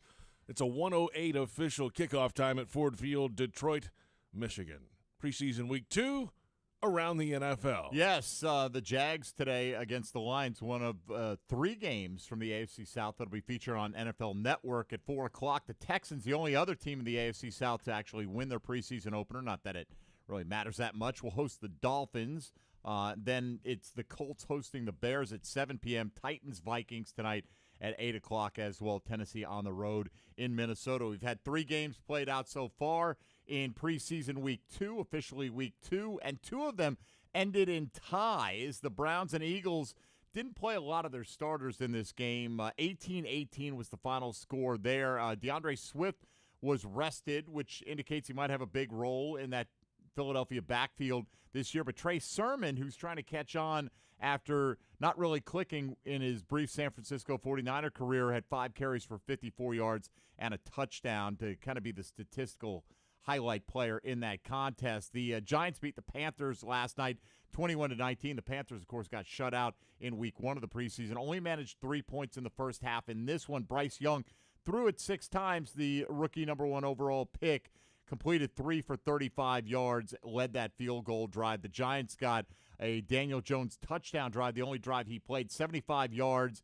and he had 3 connections with Darren Waller on that opening drive, threw a touchdown to tight end Daniel Bellinger. Carolina, as I mentioned, 3 first-half points in 2 weeks. Really need to work on that offense. The offensive line a little bit better this time around. And the other tie in the preseason came in Atlanta with the Bengals and Falcons going at it. Cincinnati resting most of their starters. But the guy to watch here for Atlanta was number 8 overall pick Bijan Robinson, making his preseason debut. First carry went for 12 yards, made a couple of guys miss. Also had a nice one-handed reception. Overall, 5 touches, 4 carries for 20 yards, and caught a ball for 6 yards as Bijan already going in the first round of fantasy drafts here in 2023. I think you mentioned something about the Texans won their first preseason game. The result, doesn't matter. Yeah. Well, ask the Ravens about it. They've won 24 straight preseason games. They'll play Monday night against Washington down in Maryland. Yeah, and, in that period of time, they haven't won the Super Bowl. That's so, true. You know what I mean? Right, When exactly. Detroit went 0-16, they were 4-0 in the preseason. And when the Peyton Manning-led Colts won their first Super Bowl against Chicago, they were 0-4 in the preseason. It's definitely interesting It's an that oddity, Baltimore's been yes. able to do that, and they obviously put an emphasis on it. No doubt about that. The start of the NFL season is just around the corner, of course. We can't wait for you to be back at the bank, and the Jaguars entertain the Dolphins in a preseason matchup a week from today, Saturday, August 26th. It's a 7 p.m. kickoff at the bank. Lock in your seats now. Call 904-633-2000 or visit jaguars.com/tickets. Jamal Agnew enters his third season with the Jags as a wide receiver and kick returner. He started his career with the Detroit Lions, and he got to practice against his former team this week. I caught up with him after one of those practices, and it's a Lions team that let him hear about it from the sidelines earlier this week. Yeah, it's part of the joint practice experience, and that's what you love. You love to come out here and compete. We were ready to compete against somebody other than ourselves. We've been practicing against each other for 2-3 weeks now. DBs are starting to learn our routes and moves and stuff, so it was good to compete against other people. But, we expect that from joint practices. Doug talked about it before we got here, was be smart. It's going to get chippy. That's just how it is. But just be smart. Don't take it too far. How better of a receiver are you now than 3 years ago? Light years for sure, just because I feel like every year I've continued to grow, add elements to my game, add versatility to my game. My goal coming into this year was to be the best number 4 receiver in the league. Obviously, we got a tremendous trio in Zay, Kirk, and Reed. And my goal when I told the staff this was, if anybody goes down, God forbid, I want to come in and there be no drop in production, plays being made, everything like that. So that's something I pride myself on for sure. It takes brains and smarts to hang with that group, right? I mean, especially in your role, you got to step in if somebody's down and run all those routes. You got to know every route tree, every line, everywhere to line up in this offense. And that's not just you; that's everybody in the offense because they can flip things around. Right? Yeah. That's one thing we kind of pride ourselves on in our offense is just versatility. Moving pieces around. Even if it's a running back, we sometimes put receivers in that running back, run stuff out the backfield. We have such a versatile group with, like our tight ends, Evan, Brenton, our running backs, Travis, Tank, Dearness, Hasty. Like we have weapons galore, I feel like, but we gotta gel as an offense, be consistent and start fast. Starting fast is probably our biggest goal this year. How do you do that? Just locking in, making the plays that we're supposed to make. Converting on third downs, scoring in the red zone, that's one thing we need to pride ourselves on this year. We finished games really well last year. Obviously, that's history, but, we just got to come out here and start fast now. Jamal, there's a new rule this year where you can fair catch on kickoffs. Yeah. I don't know how often you'll be doing that, right? Nah, we probably won't be doing that much. I'm just kidding. If it was up to me, I'll return everything, but it's a little strategic.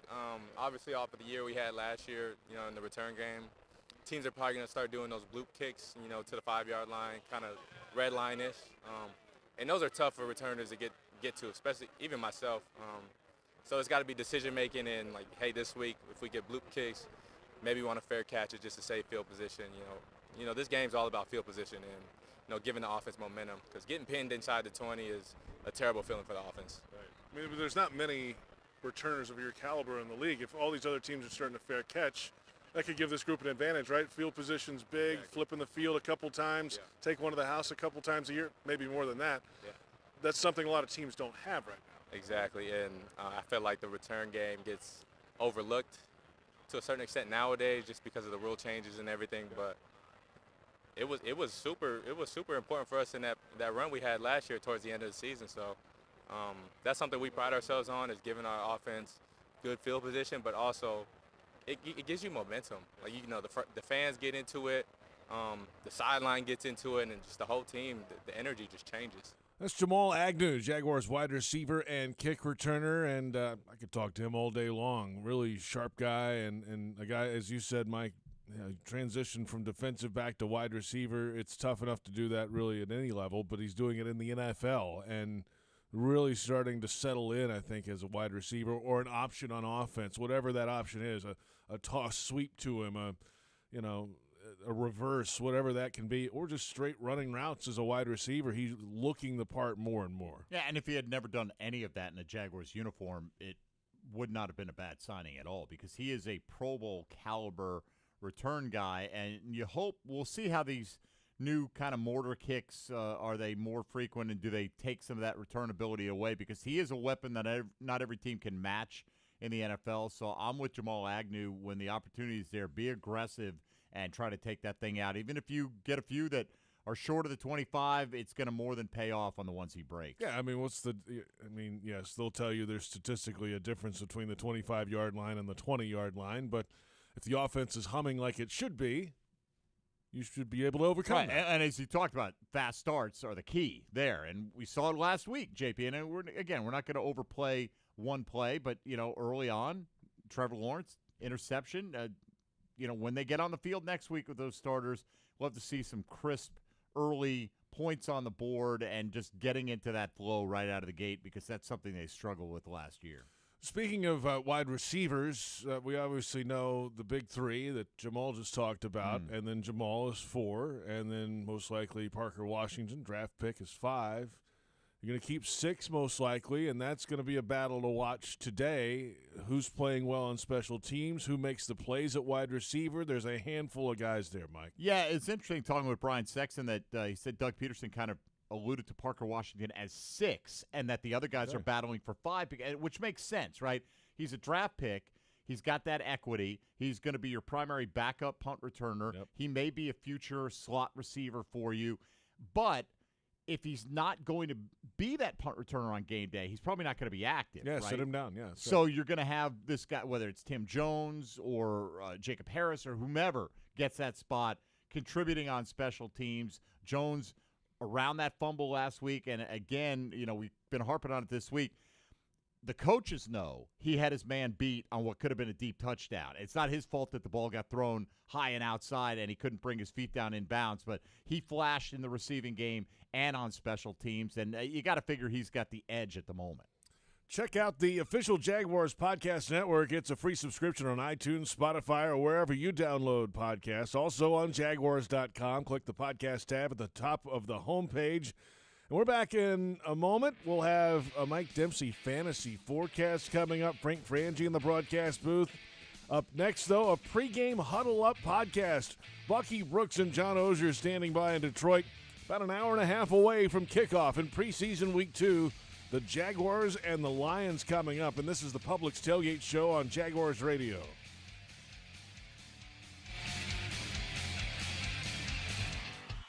As the official supermarket of the Jacksonville Jaguars, Publix is helping fans gear up for game day with the limited-time Jaguars sub. Piled high with hot deli chicken tenders, boar's head bacon, cheddar cheese, coleslaw, and barbecue mayonnaise on a white sub roll. The Jaguars sub is an easy, delicious meal for any fan. Make it an ultimate game day by ordering the Jaguar sub online for in-store pickup. Publix, where shopping is a pleasure. You say there's nothing quite like the feel of the open road when you ride a motorcycle. You know it takes concentration, knowledge, and skills beyond those required to drive a car. Ride Smart Florida would like to take this opportunity to remind you to enjoy the road, but to always ride smart. S-M-A-R-T. Say no to drinking and riding. Make yourself more visible to motorists. Always wear your helmet. Ride in control. Train regularly and get endorsed. Visit RideSmartFlorida.com for more details. Do you ride smart? This message is provided by the Florida Department of Transportation.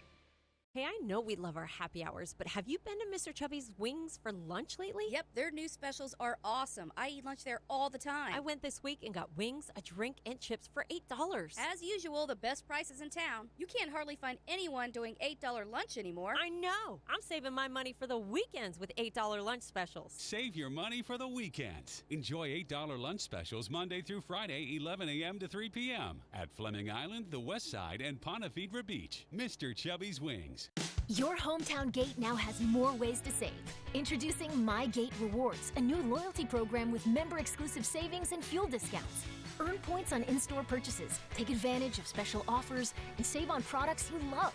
Score free coffee, fountain drinks, pizza, and soft serve with Gates Frequent Shopper Clubs. Then use your points on savings at the pump. Download the MyGate Rewards app in the App Store today or ask a store associate for more information. Go from good to Gate. Who will your child grow up to be? Well, that depends on all of us. That's why, along with our groundbreaking medical care, Nemours Children's Health supports programs that address issues like food insecurity and the resources essential to learning. It's all part of creating a healthier future for all children. So, they can grow up to be whoever they want to be. Nemours Children's Health, well beyond medicine. Taylor Dahl here for Renewal by Anderson. You will love your new custom windows and doors. For a limited time, buy 4 windows or patio doors and get the 5th free. The first 50 callers get a free upgrade to TrueScene window screens, plus easy payment plans tailored to fit your budget. Offer expires August 31st. Restrictions apply. Renewal by Anderson, the official window and door replacement partner of the Jacksonville Jaguars. Visit rbafla.com. License number CGC 1527613.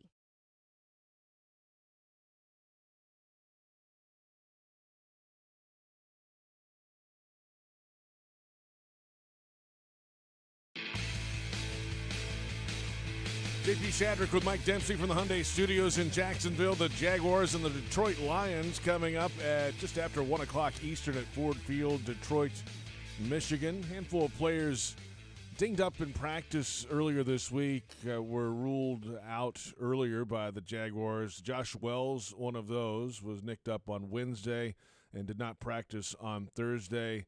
Foley Fatukasi was ruled out. We'll see the time frame for those guys when they get back. Antonio Johnson also was ruled out earlier in the week. And then, of course, hearing this morning that most starters are not going to go in this game anyway. But the Johnson hamstring injury is something to watch. He was really starting to trend the right way, and they liked him a lot, certainly on special teams. We'll see if he can get anything going and be ready for week 1. Time will tell on some of those.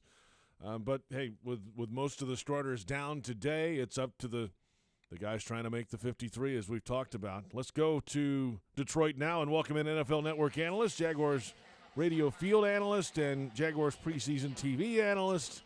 The list goes on and on for Bucky Brooks and, John Oehser in the booth in Detroit. I am lowercase, and Bucky is uppercase. Good morning, guys. How are we doing? No, we're good. We're good. Got a little football on tap. Really good.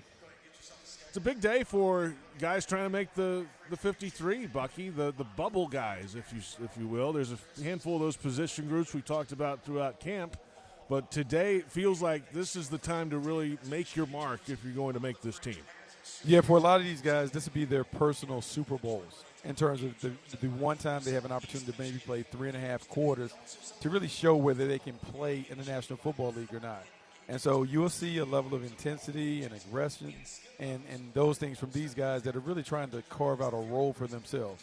And that role may not be as a backup player, but it might be as a special teamer. And so all eyes will be on these guys and how they perform, not only as offensive and defensive players, but how they perform in the kicking game. Yeah, I started thinking this week, as you started hearing that the starters weren't going to play, there's a lot of years where when you hear that before a preseason game, you think, okay, well, it's going to be kind of, drab, not much to watch. But this is a different kind of year because you've got 13 drafted players, and Antonio Johnson won't play. But you guys get the point. There's 11 or 12 drafted guys, a lot of whom played well last week. So it's a chance to watch Tank Bigsby and Strange and Yasir Abdullah, guys who I'm starting to think are going to be big impact guys as rookies. And then you've got the wide receivers and the cornerbacks, all of whom have looked very good, especially wide receiver. So it's not the same sort of, they're not playing the starters. There's not going to be much to watch today. I don't get excited about preseason, JP, you know me, or anything else. But this one should be pretty good to watch on that front. Hey, guys, they're not going to play starters where they're expected to open the season, at least, as a starter. But Walker Little slides inside to left guard. He'll get some reps next to Cam Robinson, who, of course, has been a longtime starter for the Jaguars at left tackle. This obviously leans into where we think this is headed after Cam's suspension has ended. These guys occupying the left side. What did you see from both Cam and Walker Little on the field last week, guys? So last week with Walker Little, I think you see a guy who's trying to get comfortable at a spot that's different to him. Playing guard is foreign to him, and so it's different when you have neighbors beside you trying to understand when I have help, when I don't have help, how I can use body help, meaning the presence of somebody to help me when it comes to, like, shortening the windows for the defender. But I think what the overarching goal is to put the best 5 linemen on the field at one time. Walker Little appears to be designated to be a left guard when Cam Robinson comes back. And so now having that line with Walker Little and Cam occupying the left side with a solid right side should allow them to not only protect Trevor Lawrence well, but they should be able to run the football as well. Yeah, it's a fantastic opportunity to work that. They worked Cam a lot more than they would have last week, I think, because of the suspension coming up. He got, I think he was getting snaps into the third quarter. And some fans saying, well, it's clear they're putting him on the trade. You know, I didn't get that sense. I just got a sense they want this guy to get some work for the suspension. I thought he looked fine. Looked like a left tackle who started in the league for a long time. And this game does offer sort of a unique opportunity. I would expect Walker Little to start at left tackle next week, but this does give him the chance to get those guard reps, which he needs. Yeah, I don't get all the trade talk either, John. I mean, I never understood you it. finally have depth at a position that not many teams in the league have depth. Why would you get rid of it? It doesn't make sense. Well, it's a depth chart world we live in because people can see it on the internet, and they think, well, we've got all these starters, now let's go. Well, I always think back to last year, the last 5 games of the season Walker Little played. You needed 3 tackles to make the playoffs last year. Yeah, no doubt. Quit trading good players away. Quit getting rid of good players. Hey, Bucky Abdullah, Yasir Abdullah. The pass rush has been a big topic, obviously, out on radio and everything here in Jacksonville. Where are they going to find it? Who's the next guy up? Yasir Abdullah is a draft pick. What's he need to show to prove that he is ready to roll? Continue to build upon what he did last week. What you're looking for with pass rushers, are they able to can produce consistent disruption off the edges? So it doesn't mean that they necessarily register the sack or tackles for loss, but they're always around and near the quarterback, so it impacts the way that he throws. He has shown some of that ability, and if he can do that, give us enough flashes where we see him as a pass rusher while also showing the steadiness and being stout against the run, well, now you have an opportunity to think about him as a regular rotational player that logs heavy minutes. I'm going to talk to Bucky the scout here a minute, JP. You know how I like to do that. I do. Some guys, Bucky, just have a knack for getting there. And there's some scouts, and you're a scout, who believe you've either got that or you don't. He so far has looked like a guy with that knack, right? Yeah, I mean, it is a very natural thing. You can talk about being technical and hand skills and all that stuff. Logsman and Baselli, you talk about that. Love the hands. Yeah, love the hands and all that. But there's something about I got to get to the quarterback no matter by any means necessary. And some guys have that ability to turn the corner. They can bend and burst. They have the athleticism. They have the ability to turn speed into power when they take guys on down the middle. He has a lot of those intriguing traits. And so I'm really excited about what he was able to display in week 1. Let's see if he can kind of add to that in week 2. I thought he had a couple good practices this week, JP. All right, speaking of displaying things in week 1, guys, what does Nathan Rourke do for an encore this week, and how tough does he make the decision as to whether or not to keep 3 quarterbacks? So for me, I'm a big Nathan Rourke fan. I can't talk about this guy enough. Having played close attention to him when he was at the CFL and watching how he helped the BC Lions really emerge as one of the top teams. Then to come down and jump into that game against the Cowboys, the game didn't look too big for him. He was cool. He was calm. He made the plays that were there to be made. He made some plays that were off the script. And ultimately, the quarterback that you want is someone that can do those things. And I'm not projecting him to be a starter, but he certainly has shown enough flashes that he is an intriguing option as a backup developmental prospect. Yeah, I sort of dismissed that idea before the preseason. There were practices where Rourke did not look great. But the lights came on last week, and he looked the part. And at that position, that matters a great deal. So I'm still not ready to make him the backup, Mike, but he has become a major storyline to watch in these last 2 games, and there's no question that's what fans are going to watch. I mean, that fans love this kid.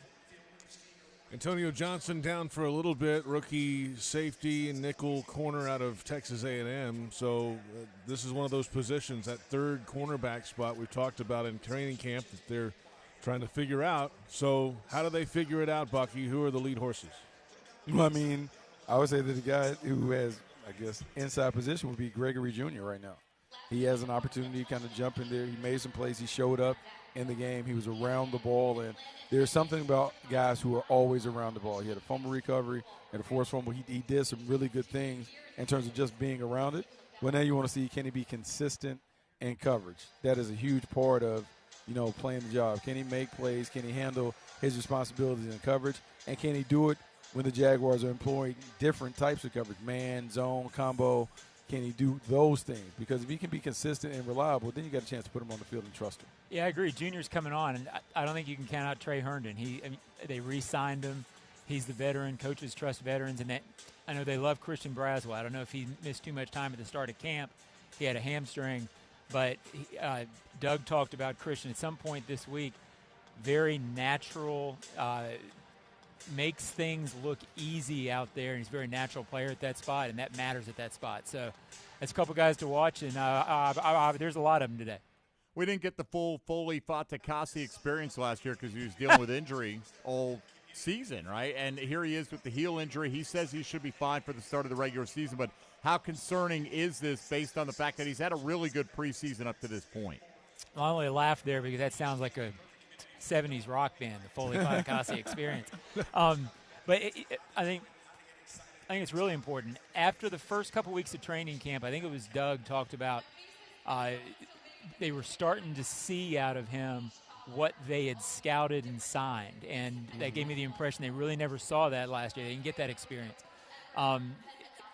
He hurt, I don't know if it was a heel, something in his foot. You don't want that sort of thing to linger. They feel like they've got three really good defensive linemen in Fatukasi, Robertson Harris, and Devon Hamilton. They need those three to push the pocket, and you need Fatukasi to be what they hoped he would be. Yeah, he needs to be a rock-solid player on the inside, and he was playing so well during the early part of training camp in the preseason that you're hoping that he's able to get back to form when the regular season starts. Heel injuries can be funny because you just don't know how long they're going to plague him and if he's ever going to be back to playing at 100%. But the Jaguars need him to be a disruptive force on the interior, and so hopefully he can get back to playing at his best soon. The Foley Fatukasi experience. I'd buy tickets. Yeah, that's right. Front row. Let's go see that. Guys, have a great day today. Bucky, have a good show on television. And, John, enjoy the writing, as always. I will enjoy it. It's John Osher and Bucky Brooks from Ford Field, Detroit, Michigan. And you can check out the weekly Huddle Up with Bucky Brooks show Wednesdays at 4 o'clock on Jaguars.com and Jaguars YouTube. And we're about 20 minutes away from Jaguars Radio Network coverage. Countdown to kickoff starts at noon Eastern. When we return, though, a fantasy forecast, and we'll go back to the broadcast booth in Detroit with Frank Frangie. The Jaguars and the Lions kick off preseason week 2 at 1 o'clock Eastern, 1:08 official kickoff time. This is the Publix Tailgate Show on Jaguars Radio.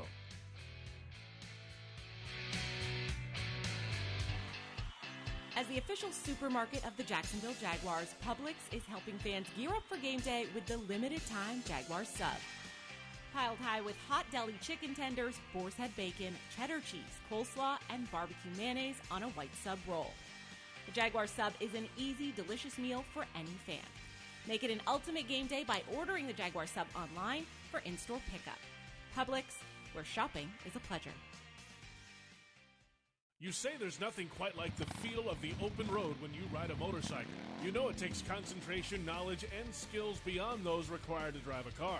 Ride Smart Florida would like to take this opportunity to remind you to enjoy the road, but to always ride smart. S-M-A-R-T. Say no to drinking and riding. Make yourself more visible to motorists. Always wear your helmet. Ride in control. Train regularly and get endorsed. Visit RideSmartFlorida.com for more details.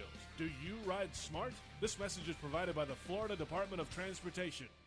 Hey, do you know if Mr. Chubby's does to-go wing orders for the game Sunday? Yes, they do. I did it last year and doing it again this year. You better get your larger wing order in early, though. I just saw they're doing music bingo during the week. Yep, we gotta go. Fleming Island Tuesdays, Westside and Ponte Vedra on Wednesday. Well, I'm ready to chub it up for music bingo and place my wing order then. See all their specials at MrChubby'sWings.com. Locations on Fleming Island, the West Side, and now Ponte Vedra Beach. Mr. Chubby's Wings, before the game, after the game, and during the game. Everyone circle up. I know it looks rough out there. Sure, we're down 24-6, but we came here to play differently. We need a game changer. Something like Ring Central, the business phone system that's more than a phone. I want you to communicate like you can talk to anyone, anywhere, all from the same app. Now get out there and play like you're using Ring Central. Ring Central. Simpler communications. Hey, it's Salem from Travel Camp RV, the official RV dealer of the Jacksonville Jaguars. I wanted to personally invite you to come shop with us. With locations throughout the Southeast, we're likely not far from you. We offer the nation's top RV brands. You can expect value pricing from the get-go and guaranteed best financing options. You can also find us online at travelcamp.com. Our mission is simple, to help more families make more great memories in an RV. Travel Camp RV. We've had the pleasure of doing this since 1982. Everyone wins when two great traditions team up. Yucatan Guacamole is a proud partner of the Jacksonville Jaguars. Our authentic guacamole recipe starts with hand-scooped avocados and ends up in your hands fresh and ready to enjoy. Grab some on game day at the Yucatan Cantina or Yucatan nacho carts around the stadium or at local retail stores. Sack your snack game with Yucatan Guacamole.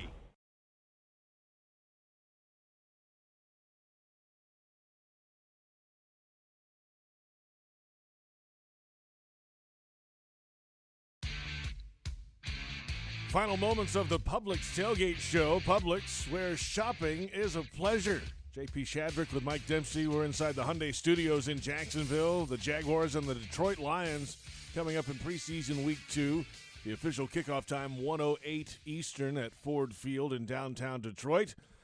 Okay, we're going to dig deep for your fantasy forecast in this preseason week 2 game, considering no starters are going. Yeah, well, we're not really forecasting what the Jags and the Lions are going to do here fantasy-wise, and we kind of ran through what the Jags' expectations were last week and where they're going in various fantasy drafts right now. The one guy who's the disappointment, I think, from the Detroit perspective is Jamison Williams, who you knew was going to miss 6 games, but some people have been drafting and stashing him on the end of their roster in anticipation of him helping out mid-season. But now you got to wonder how long it's really going to take for him to get up to speed if he does miss the rest of the preseason, which is where it looks like it's headed. He had an injury-marred rookie campaign, obviously only caught 1 pass, albeit for a long touchdown. Super talented guy. Just don't know if he's going to be able to contribute down the stretch to many fantasy championships. Elsewhere around the league, I mean, a lot of eyes on Bijan Robinson. JP's already basically locked in almost every draft as a top 8 pick, sometimes significantly higher than that. I've seen him go as the second running back behind only Christian McCaffrey because managers are anticipating a massive workload for him in his rookie season. 350-plus touches. Didn't disappoint last night. Flashed the tackle-breaking ability on his first run, which went for 12 yards, caught a pass out of the backfield, and they got him quickly out of the game, which is what fantasy managers want to see at this stage. Just a little taste and not much more. Ezekiel Elliott, the former Dallas Cowboy running back, signed with New England this week. And, you know, the interesting thing here is that he kind of will take over Damian Harris's role, but I spoke with a New England reporter this week who thinks he might also take on the old James White role as being kind of a third-down pass catcher here. So he might have more flex value than the typical Patriot backup running back will have in any given week. And you got to wonder if Ramondre Stevenson is still worth it in the first half of round 3 with Elliott potentially being the goal line back there. J.K. Dobbins in Baltimore took part in team drills for the first time yesterday. He has been said to be holding in, unhappy with his contract, but you got to play football to get a new contract, J.K., and he has missed a ton of games in his first 3 years in the league. So looks like he'll be on board to open the season as the starting running back for the Ravens in the new Todd Monken offense there in Baltimore. And one running back still unsigned is Josh Jacobs. Spoke to a Raiders reporter last night. Most of the local observers do feel like he'll show up a few days before the season starts, because you're not going to pass up over a $500,000 weekly paycheck. But is he going to be slowed to start the season because he's not going to be in full football mode? Zamir White would be the first man up, but it would probably be a committee in the absence of Jacobs if he does miss time. But White is kind of like the maybe uninspiring leader of that committee if you're forced to choose a Raider backup running back. All right, it's coming quick. The regular season just a few weeks away. Oh, here it comes. The Jaguars and the Lions coming up today, though, in preseason week 2. Let's go to Ford Field, Detroit, and welcome in a guy who's got Detroit-style pizza coming out of his ears, Frank Frangie. It's been a long week of food and practice in Detroit. And what was the biggest standout from the practice field for you, Frank? You know, a number of things. JP, you were here for most of the week, too, so you know all about that pizza and everything else. You know what? Of all the things I watched, and I've said this before, I think the star of the practice was Anton Harrison. I think – and I was standing right next to it, JP. You and I have had this talk, and I thought he stoned more times than not. Maybe not every time, but I thought more times than not he was stoning Aiden Hutchinson, and I thought that was kind of the story. So for me, more than anything else, I thought Harrison was kind of the star of the camp. Now, look, I thought the offense looked good. I thought Trevor was in a real good rhythm to still be just in the middle of training camp. But Anton Harrison, I thought was the star of this thing. I couldn't quit watching he against Aiden Hutchinson, JP. Frank, I got to know, with the majority of starters not suiting up today and still a 90-man roster, how much extra study time did you have to give to the bottom of the depth chart today for the Jaguars, who we'll see a lot of?